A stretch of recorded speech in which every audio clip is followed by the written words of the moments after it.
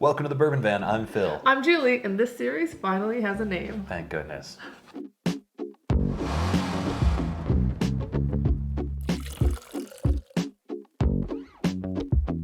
Welcome to Bottoms Up. Thanks to everybody who suggested names for this series. We took our favorites, put them into a poll, gave them to our Patreon folks, and everybody was voting. And I beat them all because out of the blue, Bottoms Up popped in, and I loved it. Yeah, thank you so much to RubyHeart921 for chiming in and saying, hey, these are all nice, guys, but I've got the winner. And you immediately vetoed my original choice, which was Face Down, Mash Up. Bottoms Up it is. For those of you wondering what the heck we're talking about, this series, we take a brand. In this case, it's going to be Jim Beam. And we take 3 of their products, sometimes 4. We choose one from the bottom shelf, one from the middle shelf, one from the top shelf. They're all the same proof, in this case, 100 proof. We put them against each other in a blind flight and see, is it really worth paying that extra money for those whiskeys? And we've had mixed results. You never know what's going to happen on Bottoms Up, which is, I just like love this. the name now. All right, let's introduce the whiskeys really quickly. You'll see them on the bottom of the screen as we're doing this tasting, but right here on the bottom/mid shelf, you've got Knob Creek 9, which is our mid shelfer. That's our 100 proof. Everybody knows that one. It's my go-to at bars a lot of the time. Yep. Nothing else is there. That's in the neighborhood $30 to $35 usually. Again, 100 proof, 9 years aged. And then on the bottom shelf, it is Old Granddad bonded, OGD bonded. We love it. Yeah, you know her. We love her. Yeah, 20, 25 bucks-ish usually. And that one, you're looking at it going, well, that's the oddball in this one because it's a different mash bill. True, it's a high rye mash bill. There wasn't a better comparo for us. Jim Beam bonded, unfortunately not available here in Oregon, so we went with the next best thing. And then our top shelfer, which was a gift from my brother, actually. So nice. Knob Creek 12 100 proof, of course, and that one sells between $50 and $60. We've seen it around for different prices. So all 100 proof, all Jim Beam. Julie poured them, I mixed them around. We're gonna taste them right to left, left to right, A/B test, taking some notes along the way, and we'll let you know our favorite at the end. So ready to get started with this thing. Should we start with the noses? We should. And I am excited. I like this series. I think it's all kinds of fun, and hey, if we can help somebody save a couple of dollars out there by recommending a bottom shelfer, I'm all for it. Whoa, this one took me by surprise a bit. Knowing that they're all 100 proof, the nose comes across a bit stronger than that on this one. I think it's all red fruit and oak and vanilla. It smells classy to me, but I'm just excited to get into some whiskey today. I like that it smells classy. There is a really nice oak presence on that. That seems well balanced to me. Red fruit, oak, I love it. Yeah. Glass 2 appears to be the lightest glass here. A lot of red fruit, a hint of oak in there, some vanilla. Like a caramel canyon with a river of vanilla flowing through the middle. Lovely, I like it. I'm available for all your marketing needs. I'm actually not, don't call me. Yeah. I keep expecting these to be wildly different on the noses, and then I have to remember they're all Jim Beam. Right, on to glass 3. Okay. Ooh, I like this nose. That's a lot happening here. This might be my favorite nose, I would say. Only because you do get a hint of what's to come. The oak is lively, the red fruit is lively. Everything's just a little bit brighter in that one. And I think that there's a complexity there. You were expecting more from me, and I expected more from me too, but I'm just going to write some more.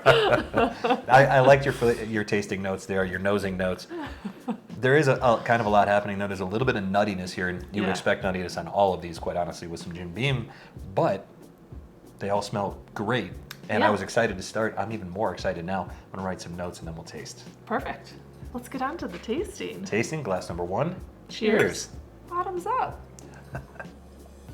Ooh, this is very nice. You have just a hint, like a baby hint of that Jim Beam nuttiness. Sure. But it's not overpowering, which is one of my bigger complaints. Bugaboos, thank you. It's not really a complaint because I still drink it, but yeah, a little bugaboo about that line. Yeah, this one, right off the bat, the first thing that hit was some bitter oak, so it makes me think well aged, but then this flood of really nice raspberry came through. Caramel, vanilla, that's what I'm getting on the palate. Maybe even a little bit of coffee there. Wow, that's got big flavor. And I have to say, I haven't had any of these in a little while. The OGD No. bonded, we haven't been able to get a 750 ml in a long time. Yeah. And the other two aren't bottles that I drink regularly. So I'm surprised off the bat by the cohesiveness, the subtlety, and the big flavors there in glass one. Quite nice. And a really nice finish. that was where I stopped. You trailed off too. What I'm really enjoying about this is it is fall. I have a bit of a sweet tooth right now. It is almost like that caramel corn, delicious, maybe even a little bit of a paydayness to it, but not quite that sweet in this glass. There's almost a creamy milkiness, so it's almost a cross between like a hot cocoa with whipped cream on top. Like I'm being reminded of that just from the mouthfeel, but also on the finish here, almost like a creme brulee with raspberry on it, and again some whipped cream. The mouthfeel there, the way that it coats, and that finish, there's a lot of that sweet vanilla on there. That's a really nice glass. I like glass one. There you have it. I approve of glass one as well. All right, on to glass two. Here we go. Quite different than glass one. Loses a bit of the nuttiness there. A lot of raspberries, a lot of sweetness. Glass one was so, I don't want to say decadent, but there was something a little bit. I don't think you're wrong to use decadent. a little bit decadent about glass one that glass two almost feels simplified. Oh, there's it's thin, it's a little watery compared to glass one. Still coats nice, still enjoyable.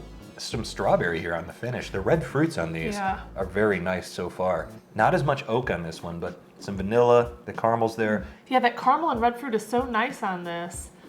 But when compared to glass number one, I don't know if it stands up to the challenge. Yeah, we'll see. It's not quite living up to it so far, but that vanilla finish and the strawberry notes, I certainly don't dislike it. Yeah.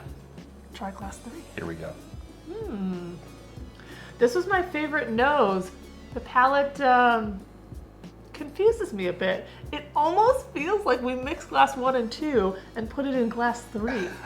Like there's so many of the corresponding flavors that you get singularly in these glasses that now are combined in glass three. Yeah, vanilla and coffee almost there, like a cafe au lait. I don't know what that is. I just see it at the cafe sometimes. That's a coffee with cream. Oh, it's delicious. then it's exactly what I thought it was. Or a latte, probably. I'm getting blueberry here on the sides of my tongue. That's a Jim Beam thing that I get a lot of times on Booker's and some of the higher test stuff, but coats really nicely. Yeah, the flavors are really nice. They're like under the first level. They're understated. Yeah, so like you kind of have to work through a little bit, and then you're like, ooh, they're like the filling in the pie, right? You got the crust and all that kind of stuff, and then you just like kind of dig in. Like you kind of have to dig into this one just a smidge. Yeah, I'm gonna get into the crust here on the second sip. That's like the blueberries, when they have a little bit of the green on them, they get that little bit of a sour too. I don't know if that's overripe or underripe, but I like it. I'm getting a lot of that there, and some bitterness. This one strikes me as well-aged too. Yeah, this one's gonna be tough only because, not just this glass, but this competition's gonna be a bit tough for me because at the first few sips I was like, oh, I think this is my third place. And then that last sip, I'm like, ooh, I really liked that one. Shoot. Yeah, it has sometimes want it to be easy. Glass 1 and 3 almost have a whipped cream sort of texture and finish to them. Okay, well, I like all three. There you have it. Should we stop the video right now? No, of course not. This is what happens every time we do bottoms up. We like them all because, Well, they're all good whiskeys. Exactly. All right, we're going back the other direction, starting again here with glass 3. Man. That is satisfying. I keep waiting for this nuttiness to appear, and I'm really only getting that in my glass number 1. Everything else is just like the fruitiness, the caramels, the vanillas, a little bit of the oakiness. These are so fruit forward for me right now. Yeah. I'm really loving them. I'm not 100% sure what I'm going to do with my glass number 3, actually, so let's go into glass number 2. You don't have much left for A/B testing, so we're going to have to find out. I poured a little in these. Uh-oh. Little chocolate wafer on glass 2 there. Very pleasant. I keep waiting for my OGD bonded to show up, like that campfire, anytime beauty. But we never really put her up against other things. We don't usually. Sometimes against other bonded stuff. But to be honest, it doesn't usually win flights for us or blinds. It's just something that we really enjoy when we pour it out of the bottle into a glass. That's a good point. I got a little marshmallow on this one on glass 2 on the way great. back. I'm gonna try it again. I want that marshmallow. I like the smell of this glass 1. Oh, it seems, now that we've gone to the end and back, there's a cohesiveness on this glass that I don't think can be beat, not on the nose. Yeah, I like that one. I am eager to A/B test glasses 1 and 3 because that's where the similarities are for me right now. But holy cow, that's delicious. Blueberry showing up there now too. Typical Jim Beam for me. Yeah, glass 1 is really delicious. Yeah. I'm just gonna say that. Are we A/B testing? Is that what we're doing now? That's what I'm doing. All right, we're gonna A/B test. We'll be right back with our choices. Third place for you. What do you got? Okay, this was the one that was a little bit tricky for me. In third place, I put my glass number 3. Hey, me too. I love the flavors. I think they're really good. There is just a hint of bitterness that takes away from the overall experience. Yeah, it's not the best balance for me. Correct. The bitterness that's coming through here is biting. It's a little bit overwhelming. Okay. So that's my trouble with that one. That's glass 3. Well, Oh, yeah. shoot, you've got the notes. Let's figure out what the heck we got here. That's A. glass A.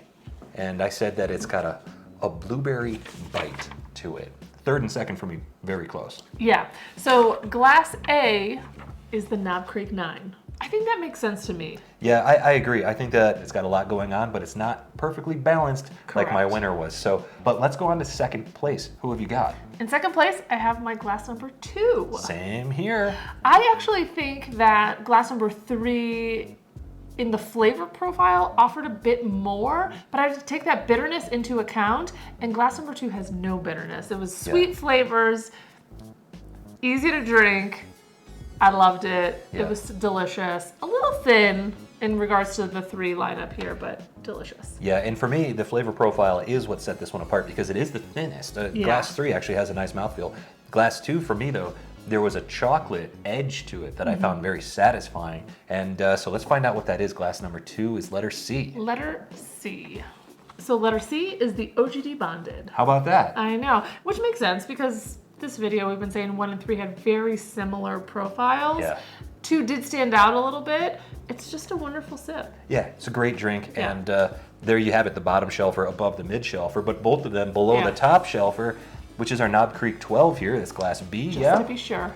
And B is the Knob Creek 12, which I'm not sure I had before today. No, that's a new whiskey for you, I believe. Yeah. And I just wrote in my notes, cohesion. Yeah. That's just better whiskey. That's the way it is. That's just a standout whiskey when you compare it to the other two. It's more complex. It's more cohesive, even though it's more complex. The creamy mouthfeel, the fruit, the nose, the finish, everything was better about glass number 1 today. You can't beat that. The top shelfer is on the top shelf, and it costs For a a little more reason. for a good reason, yeah. So if you haven't had Knob Creek 12 yet, and you're a Knob Creek fan, I highly recommend checking that out. That's very flavorful, very satisfying whiskey, and there is something special about it. So let us know what you think about Bottoms Up. I think it's a great name. I think it's a great name too, and from wherever we are, To wherever you are. cheers. Cheers. If you don't like the name Bottoms Up, send your complaints to Julie.